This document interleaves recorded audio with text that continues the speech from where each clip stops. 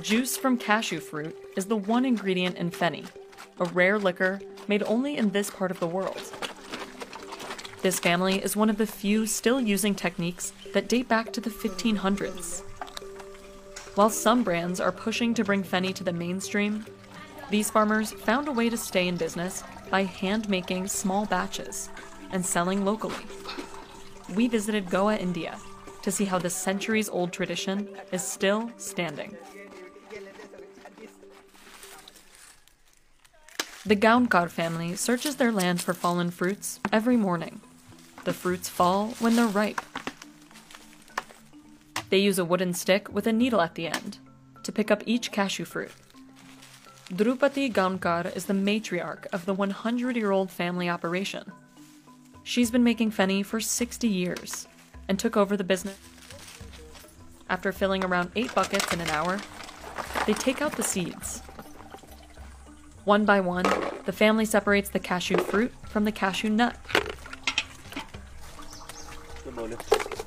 They sell the raw cashews to factories that roast and package them. Then it's time to juice. Santosh Gaunkar puts on mining boots. The hard soles get more juice out of the fruits. He grew up helping his mother on the farm and has been doing this full-time for 25 years.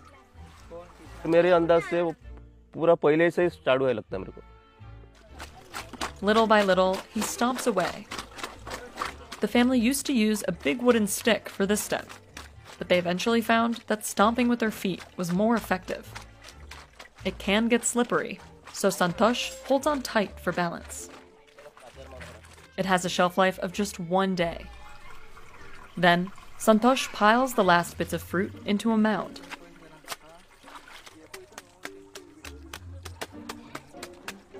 He wraps it with a rope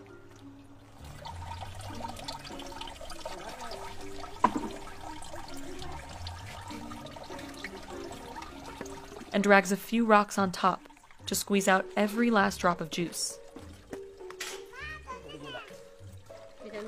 They leave the fruits like this overnight. Machines would speed up this process, but it's not an option for this family.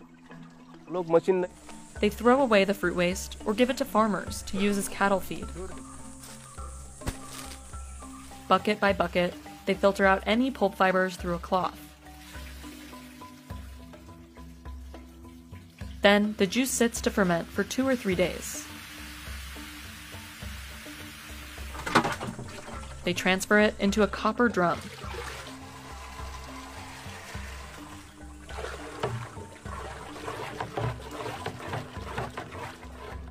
Meanwhile, Drupadi prepares to seal the drum by dousing a piece of cloth in mud.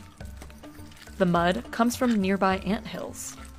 The ants and snakes that live in these mounds refine the soil, which makes it better for sealing the tanks. तो इसमें पत्थर ज़्यादा use नहीं होता है, ज़्यादा होता नहीं, तो लेता नहीं, खाली मट्टी रहता है।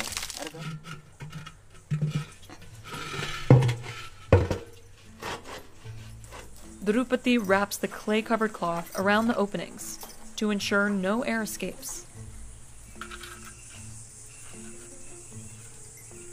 She lights a fire to heat the juice, using wood harvested from their land. It burns for around 8 hours. Steam passes through the pipe and into a tank filled with water. It cools down the vapor, and a slow stream of arak comes out the other end. Arak is a less alcoholic beverage that the family sells when there's demand. Otherwise, they put it back into the copper pot and distill it for another 7 to 8 hours. Once it reaches the right temperature, it's feni, with 40 to 45% alcohol. They also test it by looking at the bubbles, which should be big and spread apart slowly. The family learned this through decades of experience and close observation. They make 175 liters of feni every season, and usually sell all of it.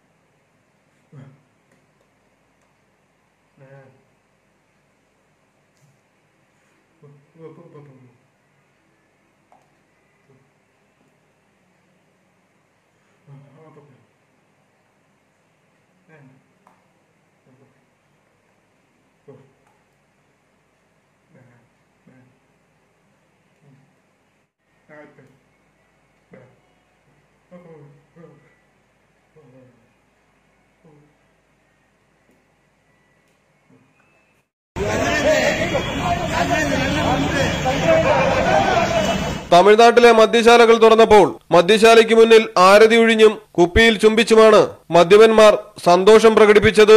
കോവിഡിനെ തുടർന്ന് അടച്ചിട്ട മദ്യശാലകൾ തുറക്കാൻ MK. Stalin സർക്കാർ തീരുമാനിക്കുകയായിരുന്നു. മധുരയിൽ മദ്യശാല തുറന്നതോടെ ആരതി ഒഴിഞ്ഞാണ് ഒരാൾ ആദ്യം